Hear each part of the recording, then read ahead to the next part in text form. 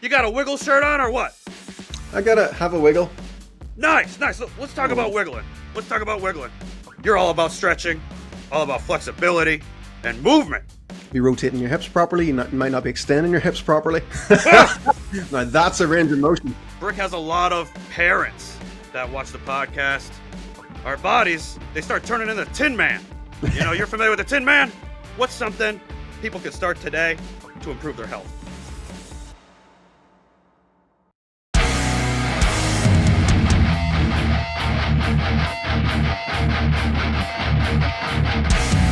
Brick Headstrong!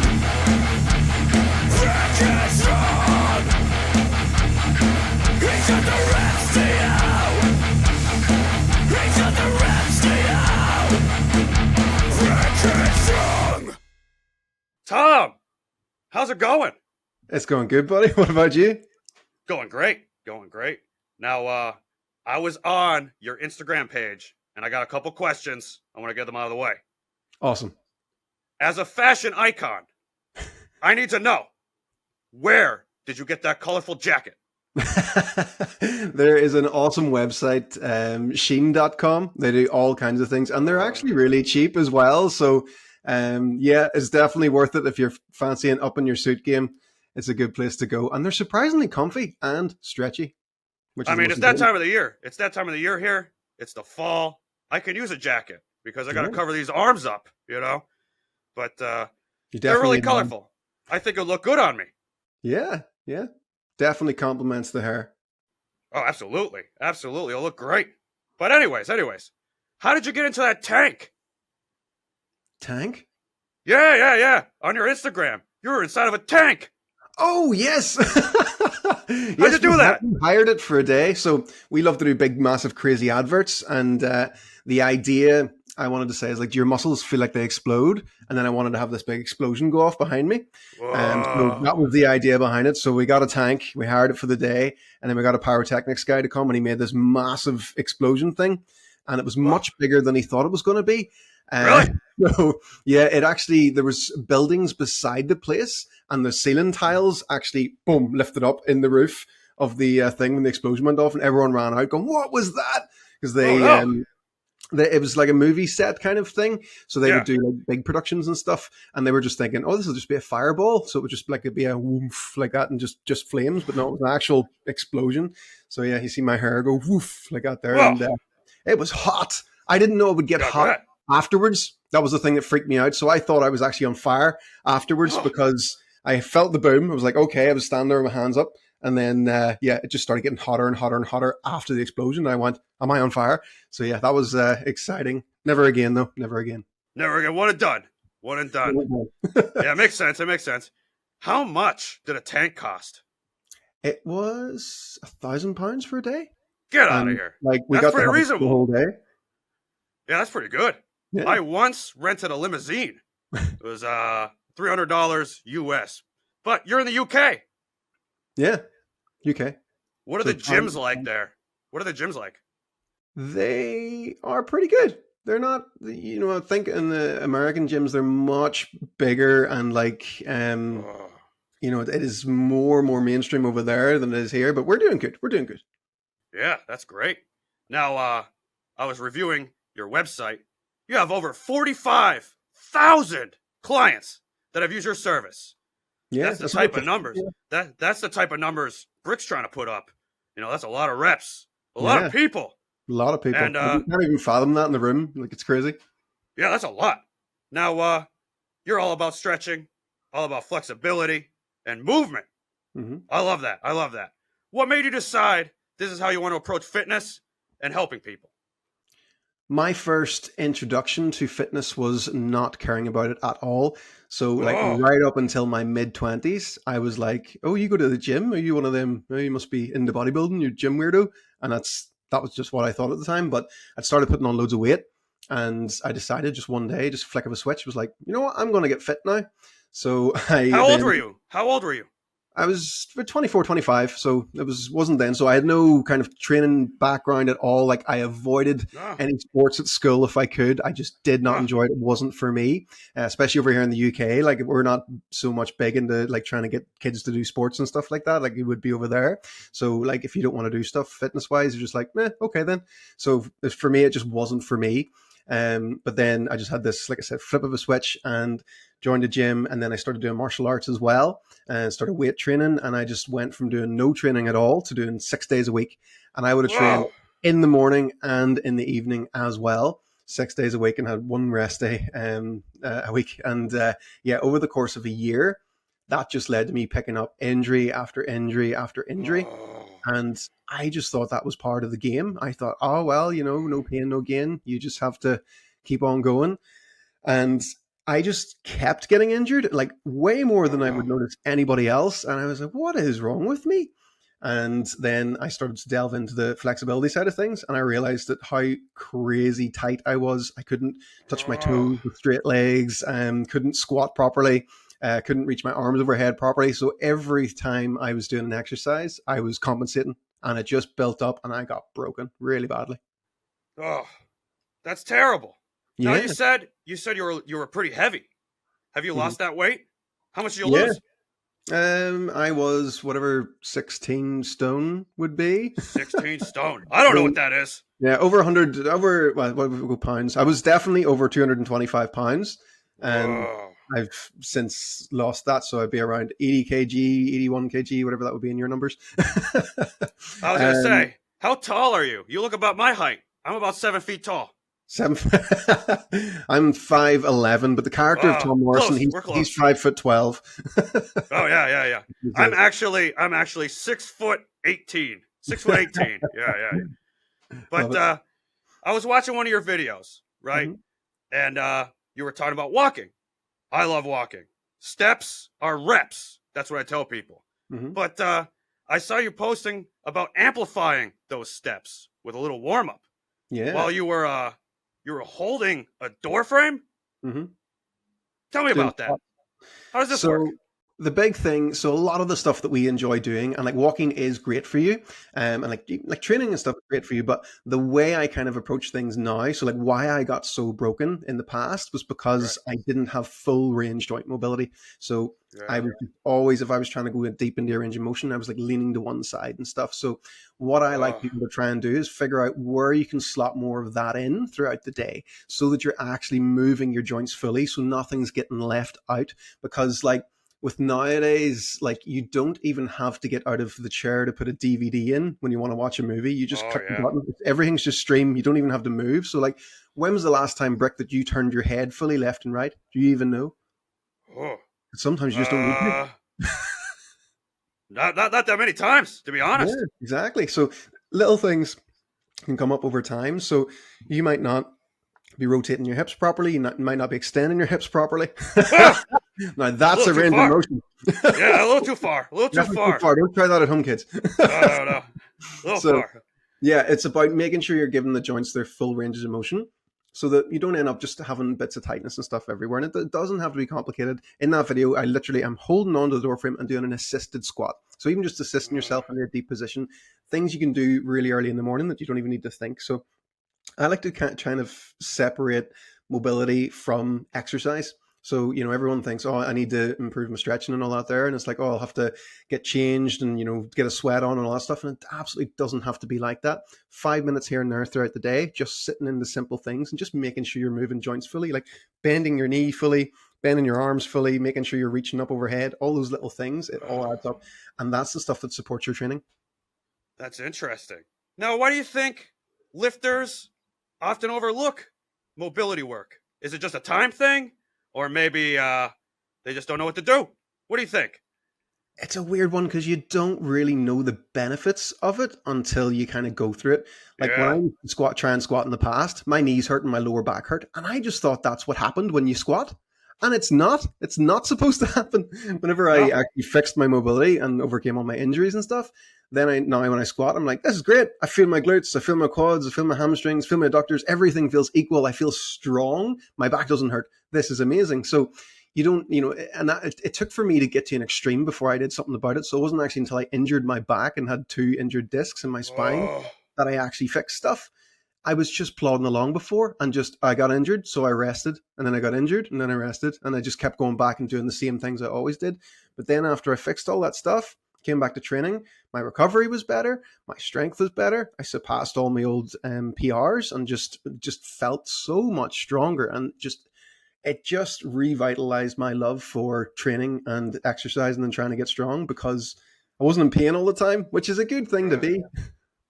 no, that's not a good thing. We don't want to be in pain all the time. Yeah. But for someone just starting out, right? They want to get flexibility in their daily routine. Is there a benchmark every lifter should aim for in terms of measuring it? A few that I really like. So the issue with, because a lot of people say, well, what's the best stretching exercise? And I don't like to go off that, because I like to think about joint functions and how your joints actually move. So if you look at just your hips alone, there's 6 different things that they can do. So they have flexion, which is lifting the knee up towards the chest. They have extension, which is kicking the leg behind you. You have your internal rotation, you have your external rotation, and you have abduction, when you move your leg away from the body. So abducting it away, and then adduction, when you're adding to the body, when you're bringing it across. So that's 6 different functions that your hips can do. So you want to have 6 exercises that do those things to a relatively good level. Like, we're not talking about the splits. We're talking about just moving your hip like a hip, which is the big thing that gets missed. And for some people, they want something like, I want a lifter's mobility program, or, they maybe about the sport that they do. I need a runner's mobility program, or I need a golf mobility program. But it's like, hips are hips. They only move like hips. So if you move them like hips, they'll be better behaved, so you can actually do the stuff that you enjoy, which is what we're all about. We want you to do the things you love, so we want to facilitate that through making your body work like a body. Yeah, I was going to say, I think there's a song that says the hips don't lie. Yes, they do. We got to work them. We got to make sure they're good. Now, I often use resistance bands on my legs, and then I do those adductors, abductors. I believe it's an abductor, right? When I'm going and walking with them. Mm-hmm. Now, for lifters who might feel too tight to start mobility training, what advice would you give them to ease into it? Start off with the easier things, like the 90-90 position. Have you seen the 90-90, Brick? No. What's that? It's when you sit on the floor and one leg is up like this and the other leg is in like that. So it means one of your hips is externally rotated and one of them is internally rotated. And you look to have right angles. And then just simply by swapping from side to side, you're able to then work on your hip rotation. So your hips and your shoulders are ball and socket joints, and they love to rotate. So if you give them rotational exercises, they're going to feel pretty good. So it's a pretty good win almost right away. If you've never done any kind of stretching before, the 90-90 position is great. And with the resistance bands, check out an exercise called the banded shoulder dislocate. It'll be really good for your shoulders, especially if you have to hold things above your head for long periods of time when doing podcasts. I don't know what you mean. But it sounds like a good thing. I'm going to tell some people. You hear that? You should try to do that. Yeah. Probably make this a lot better. Rotatables. Those are, you were saying shoulder dislocators with the resistance bands? Yeah, banded shoulder dislocates. If you search for those, that's a great exercise to add in. Nice. It's moving your shoulder like a shoulder, and the same moving your hips like hips. And that's kind of the way I go at things. If you start building things like that up, they're going to move a lot better. It's going to make your squats better. It's going to make your pull-ups better, because you've got healthier joints. It was one of the biggest things I noticed because I was doing a lot of like gymnastics type training, and I was trying to do like, the ring muscle up when you go from underneath the rings up to the top of the rings. Yeah. And I could kind of get one kind of dodgy looking one. I kind of leaned to the side a wee bit and would sneak my way through and get one. And through working on my shoulders and using those band things and using an exercise called a dumbbell shoulder rotation, I made my shoulder joints feel way healthier, and my reps went up from my joints feeling better. So my muscle ups got better without directly training my muscle ups because the joints felt healthier. Obviously, it only gets you to a point. You can't just do mobility and expect everything to get better. You still need to do the exercise. But it was something I noticed, like, just because my shoulders feel better in general, I'm much stronger because I'm not compensating. Now, you said the magic word, reps. Yeah. And this is Rapid Fitness, so we got to talk about reps. Mm-hmm. Now, when you're at the gym or wherever you work out, what rep ranges do you typically work in? What do you suggest for people just getting started? I've gone through many stages, and my kind of favorite, so where I love to train is like the 1 to 3 rep range heavy and just really lift heavy. So I used to Whoa. do Olympic weightlifting and that was my jam. I just loved that. But I also do love having the combo of your hypertrophy muscle building stuff. So, 12 to 15 reps of stuff too. So I combine the two different things. So I would generally make my session have some kind of heavy element to it. So your deadlift or your squat and go heavy with that. And then I would add assistance work. So, but to me, then I'm almost thinking like, right, what can I do that's going to improve my mobility? So I would use an exercise like a deep split squat as my assistance work for my squat, so that I'm able to get my knee further over my toe, get my hips down into a deeper range of motion. So I'm thinking of that like a stretch, but I load that up. So it's going to help improve my hip mobility, but I'm also then building muscle with it because I'm adding more reps to it. So that's kind of the way I really like to do things. So going heavy, but also adding in your assistance work through full ranges of motion with the higher reps. When are you doing those stretches? Before or after you do the squats?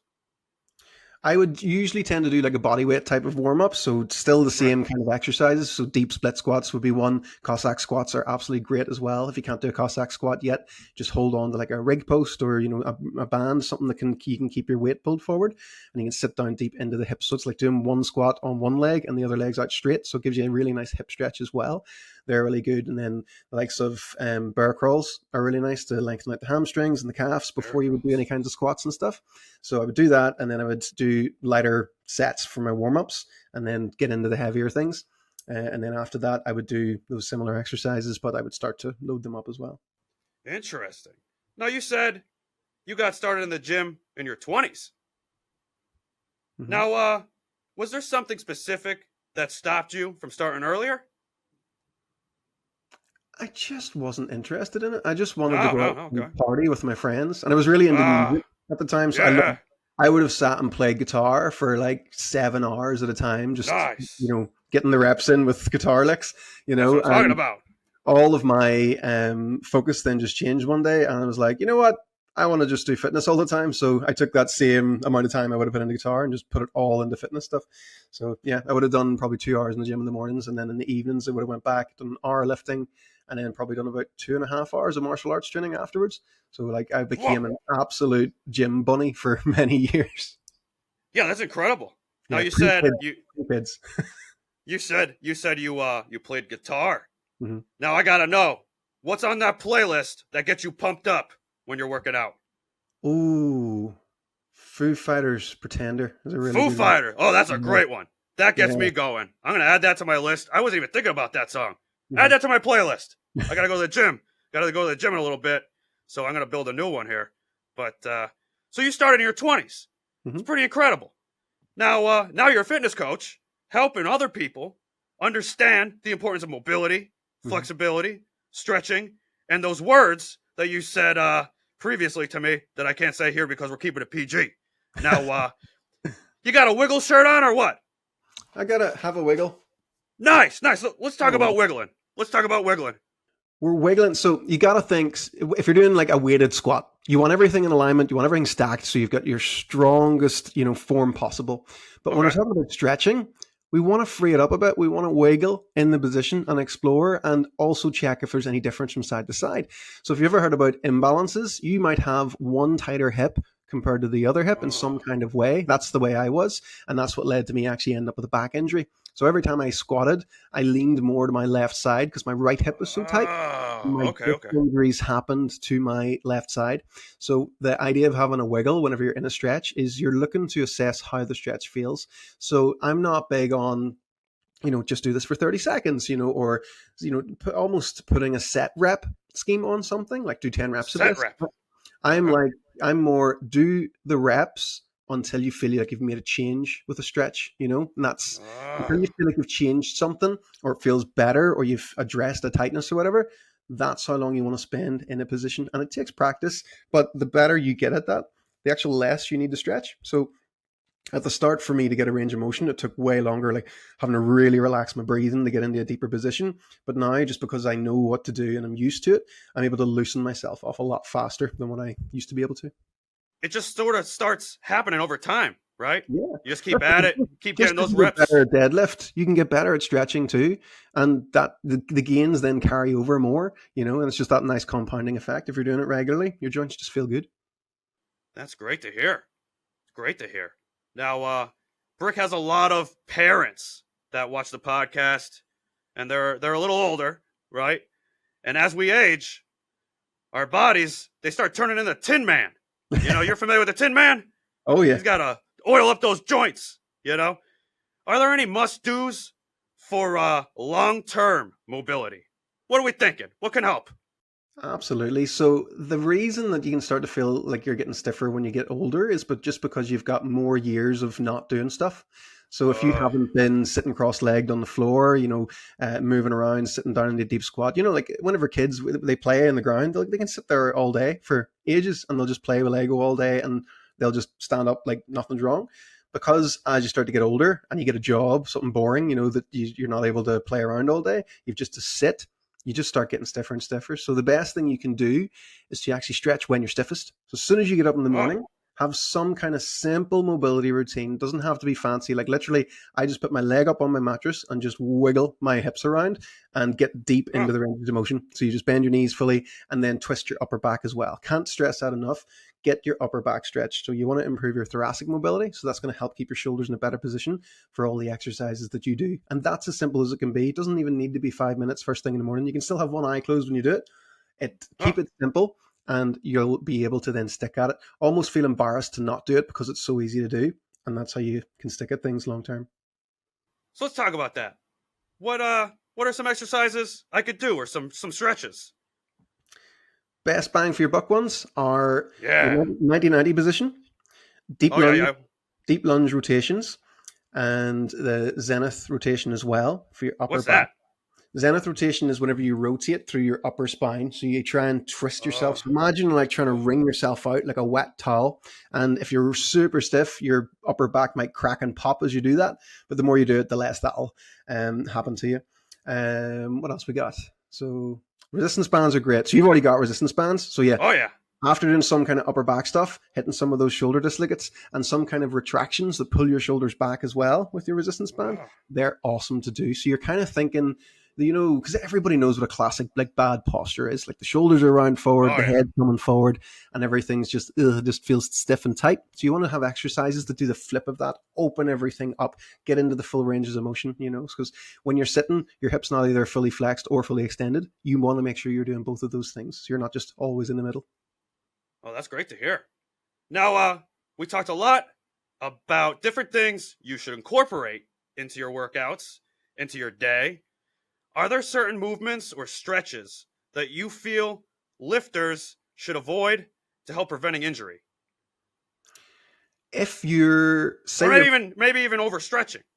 Yeah, if you're putting on a ton of muscle, like say you are, a heavy boy, you're not really suited to doing those deep yoga poses and like really trying to overextend your spine and stuff because you're carrying extra mass. It's just not a type of stretching that you need essentially. So if you're going to do something like that, it's better to be lighter. So kind of think about what type of body type you're aiming for and do things that are going to support that. So like I mentioned earlier, if you're only interested in doing squats and lunges and running and stuff, it's like you don't necessarily need to do the splits. So you don't need to go that deep into your stretches. It's more just about greasing the groove and making sure that you're hitting things from all angles to a relatively good extent. So again, rotate your rotables, make sure you're rotating your arms and your hips as well, and work on things as too. So it's not just about stretching. You want to think about your balance as well. So if you're always doing things with both feet planted on the ground and you're not ever wobbling, or you say you're always in the gym, say you're a big fan of the machines and you're always using the cables and stuff like that,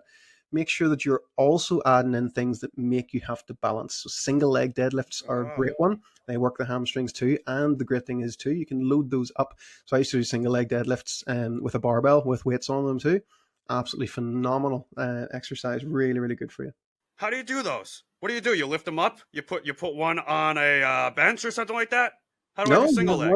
1 foot floating. So you still see, the single or the double leg deadlift.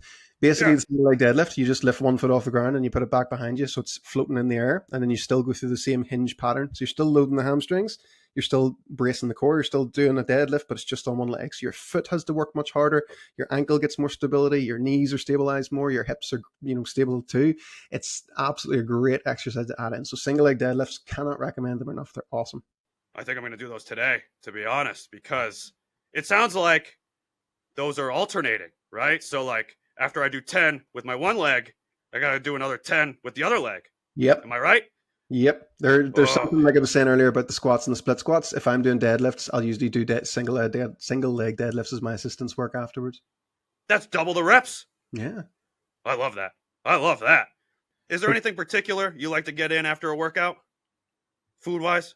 Oh, steak. Steak's wonderful. Oh, yeah. Steak and potatoes. Steak and potatoes. Let's do them. Yeah, that's the one. That's the one. I love it. I'll have steak every day. Steak and eggs. We do it all the time. Oh, man. I think after this workout, when I get back, I'm going to cook up some steaks. It's going to be Something good. I really love as a treat, though, if I am feeling a bit tired of steak, is the sugar pit pork chops. They are so good. Oh, I've never had those. Oh, you have to link me. You have to link me to those after this. Get in touch with that. Oh, I got to see those. Oh, yeah. I'm getting pretty hungry. Yeah, it's my dinner time here. Yeah, I was going to say, I think you're about 5 hours ahead of me. What's the future like? It's getting dark. Definitely getting dark. Yeah, it's good to know. The sun's going to go down soon then, I guess. Oh, okay. Another day with the sun going down. Yeah, as long as it comes back up again, that's okay. All right. Well, Tom, this has been great. If you could go back and tell your younger self just one thing about fitness, what would it be? Take your whole first year to build a really good foundation and you'll love life. It's such a good thing to do. Take your time at the start and learn about movements properly. So if you've ever been in the gym and you've seen those little images that it has the little man and it has like the green bits or the red bits of the muscle you should feel, really get into that, because it's so easy to accidentally do exercises with momentum and swinging or not engaging the muscle properly. So yeah, take your first year to just be like, learn how to have better body awareness, and it will carry you for years to come. I love that. A lot of people thinking that they're going to get this done in about 2 months, maybe even a month, they think. They got to stop that.